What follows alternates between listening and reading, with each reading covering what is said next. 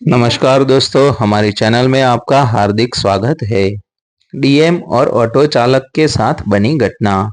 उस दिन की सुबह आम दिनों जैसी ही लग रही थी, लेकिन किसी को क्या पता था कि यह सुबह जिले के इतिहास में एक ऐसी मिसाल छोड़ जाएगी जिसकी चर्चा चाय की दुकानों से लेकर दफ्तरों के गलियारों तक होगी और जो गरीबों के दिल में उम्मीद की एक नई रोशनी जला देगी। जिले की कलेक्टर आराध्या सिंह उसी दिन किसी सरकारी बैठक के लिए अकेले निकल पड़ी थी। उन्होंने न तो सरकारी गाड़ी ली थी, न ही सुरक्षा का तामझाम। कभी कभी वे जानबूझकर आम लोगों की तरह सफर करती थी ताकि उन्हें असली हकीकत दिख सके, क्योंकि फाइलों में लिखी रिपोर्ट और सड़कों पर जीती जा रही जिंदगी में अक्सर जमीन आसमान का फर्क होता है। सड़क किनारे खड़े एक पुराने से ऑटो में बैठते हुए उन्होंने मुस्कुराकर कहा, भैया सिविल लाइंस चलोगे? ऑटो चालक मोहनलाल ने पीछे मुड़कर देखा, सिर हिलाया और बोला, जी मैडम, बैठिए। ऑटो धीरे धीरे आगे बढ़ा। मोहनलाल के चेहरे पर थकान साफ झलक रही थी। आंखों के नीचे गहरे काले घेरे, माथे पर चिंता की लकीरें और हाथों में वो कंपन जो रोज की मजबूरी से पैदा होता था। आराध्या सिंह यह सब चुपचाप देख रही थी। कुछ दूरी पर जाते ही एक चेक पोस्ट नजर आया। वहां दो पुलिस वाले कुर्सी डालकर बैठे थे। पास में एक बैरियर और कुछ ऑटो व टेम्पो खड़े थे। जैसे ही मोहनलाल का ऑटो वहां पहुंचा, एक सिपाही ने हाथ उठाकर रुकने का इशारा किया। ए, रुक रुक। मोहनलाल ने तुरंत ब्रेक लगा दी। उसका चेहरा अचानक और उतर गया। ऐसा लगा जैसे वह इस जगह को पहले से जानता हो, जैसे यह रुकना उसकी रोजमर्रा की नियत बन चुका हो। एक पुलिस वाला आगे बढ़ा, लाठी ऑटो पर टिकाई और रौब से बोला, कितनी कमाई हुई आज? मोहनलाल ने डरते डरते कहा, साहब अभी तो सुबह ही है। पुलिस वाला हंसा, लेकिन उस हंसी में मजाक नहीं, जहर था। ज्यादा चालाकी मत दिखा, जल्दी से 10,000 निकाल। यह सुनते ही मोहनलाल के पैरों तले जमीन खिसक गई। उसकी आवाज कांपने लगी, साहब 10,000? मैं तो छोटा सा ऑटो चालक हूँ, पूरे दिन में भी इतना नहीं कमा पाता। पुलिस वाला अचानक गुस्से में आ गया, तुझे पता नहीं है क्या? यहाँ से जो भी ऑटो ले जाता है वो ऊपर की कमाई देता है। नियम है, जल्दी दे वरना तेरे ऑटो की चाबी निकाल लूंगा और तेरे नाम पर ऐसा केस लगाऊंगा कि जिंदगी भर कोर्ट के चक्कर काटेगा। यह सुनकर ऑटो के अंदर बैठी आराध्या सिंह की आंखें सख्त हो गई। उनके चेहरे की शांति अब सवालों में बदल चुकी थी, लेकिन वे अभी चुप भी थी। सब कुछ ध्यान से देख और सुन रही थी।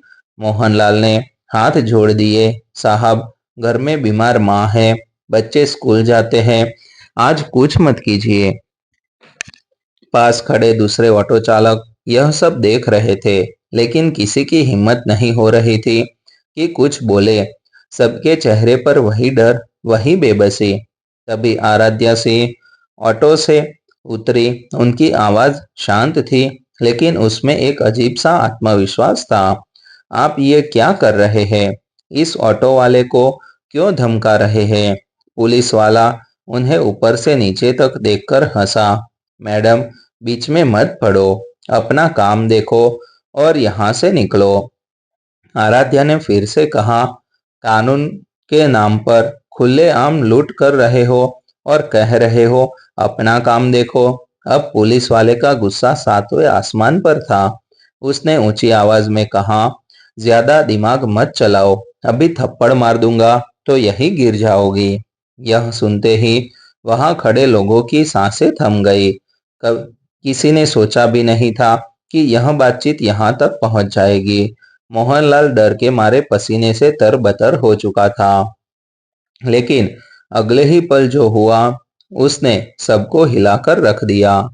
आराध्या सिंह ने बिना एक सेकंड गवाए उस पुलिस वाले की कॉलर पकड़ी और जोरदार थप्पड़ उसके गाल पर जड़ दिया। आवाज ऐसी गूंजी कि चेकपोस्ट पर बैठे बाकी सिपाही भी खड़े हो गए। चारों तरफ सन्नाटा छा गया।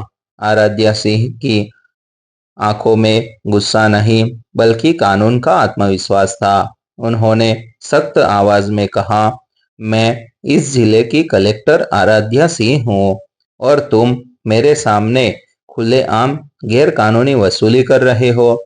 यह सुनते ही पुलिस वाले के चेहरे का रंग उड़ गया। लाठी उसके हाथ से छूट गई। उसके घुटने कांपने लगे। कुछ सेकंड पहले जो आदमी खुद को कानून समझ रहा था, वही अब डर से जमीन की ओर देख रहा था। वह अचानक झुक गया और आराध्या सिंह के पैरों में गिर पड़ा। मैडम, मुझसे गलती हो गई, मुझे माफ कर दीजिए।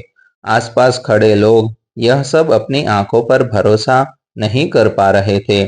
जिन ऑटो चालकों को रोज डराया धमकाया जाता था, आज वही पुलिस वाला माफी मांग रहा था। आराध्या सिंह ने एक कदम पीछे हटते हुए कहा, माफी बाद में मांगना, पहले यह बताओ अब तक कितने लोगों से पैसे लिए हैं। पुलिस वाला चुप रहा। आराध्या की आवाज और सख्त हो गई, जितने भी ऑटो चालकों से पैसे लिए हैं, सबको यहीं बुलाओ और एक एक रुपया वापस करो, अभी इसी वक्त।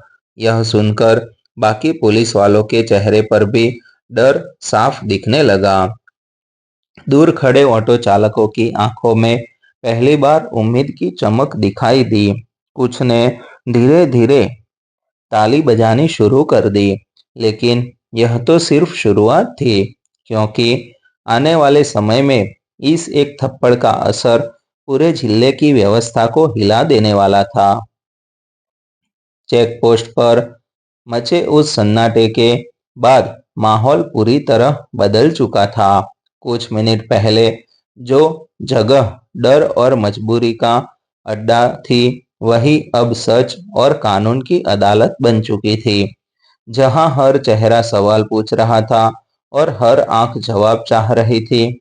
कलेक्टर आराध्या सिंह वहीं खड़ी रही। उनकी निगाहें एक एक पुलिस वाले पर टिकती जा रही थी, मानो वे सिर्फ इंसानों को नहीं, बल्कि पूरी व्यवस्था को परख रही हो। और उसी सख्त लहजे में उन्होंने तुरंत अपने कार्यालय फोन मिलाया और आदेश दिया कि जिले के एसपी, एडीएम और सतर्कता विभाग की टीम बिना समय गंवाए चेकपोस्ट पर पहुंचे। कुछ ही देर में सरकारी गाड़ियों की आवाजें गूंजने लगी। सायरन की तेज ध्वनि सुनते ही आसपास की दुकानों से लोग बाहर निकल आए और जो ऑटो चालक अब तक चुपचाप खड़े थे, उनके भीतर सालों से दबा हुआ दर्द शब्दों का रूप लेने लगा। किसी ने बताया कि रोज 2000, तो किसी ने कहा कि महीने का तय हफ्ता बंधा हुआ है, और कोई यह भी बोला कि अगर पैसा न दो तो झूठे चालान और थाने की धमकी मिलती है। आराध्या सिंह सब कुछ सुनती रही, बिना टोके, बिना किसी को रोके, क्योंकि वे जानती थी कि जब तक गरीब आदमी बोलेगा नहीं, तब तक उसकी तकलीफ फाइलों में सिर्फ एक लाइन बनकर रह जाएगी। और उन्होंने वही खड़े खड़े एक अस्थायी रजिस्टर बनवाया, जिसमें हर ऑटो चालक का नाम, तारीख और दी गई रकम लिखवाई गई। जिस पुलिस वाले ने सबसे पहले धमकी दी थी, उसका सिर अब शर्म से झुका हुआ था। उसके हाथ कांप रहे थे जब वह जेब से पैसे निकालकर एक एक कर ऑटो चालकों को वापस कर रहा था, और हर नोट लौटाते वक्त उसके चेहरे पर डर साफ झलक रहा था, क्योंकि उसे अब समझ आ चुका था कि यह मामला सिर्फ एक ऑटो का या एक दिन का नहीं, बल्कि उसके पूरे कैरियर का सवाल बन चुका है। आराध्य सिंह ने वही स्पष्ट शब्दों में कहा कि आज से जिले के किसी भी चेकपोस्ट पर किसी भी प्रकार की अवैध वसूली हुई तो जिम्मेदारी सीधे थाने के प्रभारी और संबंधित अधिकारियों की होगी। और यह चेतावनी नहीं, बल्कि आखिरी मौका है, क्योंकि कानून का मतलब वर्दी पहनकर डर पैदा करना नहीं, बल्कि बिना वर्दी वाले को भी सुरक्षित महसूस कराना है। घटना की खबर कुछ ही घंटों में पूरे जिले में फैल गई। सोशल मीडिया पर भले ही नाम न आए, हाँ, लेकिन कहानी हर गली, हर स्टैंड और हर बस अड्डे पर पहुंच चुकी थी। और जोर और लोग पहली बार यह कह रहे थे कि शायद सिस्टम पूरी तरह मरा नहीं है, शायद अभी भी उसमें इंसानियत सांस ले रही है। शाम होते होते कलेक्टर कार्यालय में एक आपातकालीन बैठक बुलाई गई, जिसमें जिले के सभी थाना प्रभारियों को बुलाया गया और साफ शब्दों में कहा गया कि अगर जनता से जुड़ी ऐसी कोई भी शिकायत आई और जांच में सही पाई गई तो सीधी निलंबन की कार्यवाही होगी, बिना किसी सिफारिश और बिना किसी दबाव के। अगले कुछ दिनों में असर दिखने लगा। चेकपोस्ट पर खड़े पुलिस वालों की भाषा बदल गई।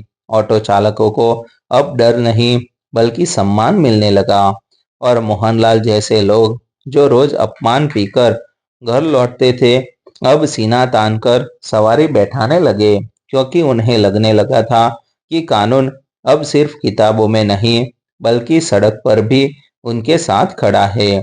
कई दिनों बाद जब आराध्या सिंह फिर उसी रास्ते से गुजरी तो मोहनलाल ने दूर से पहचान लिया और हाथ जोड़कर मुस्कुराया। उस मुस्कान में कृतज्ञता थी, सम्मान था और वह भरोसा भी जो किसी ईमानदार अधिकारी के एक फैसले से पैदा होता है।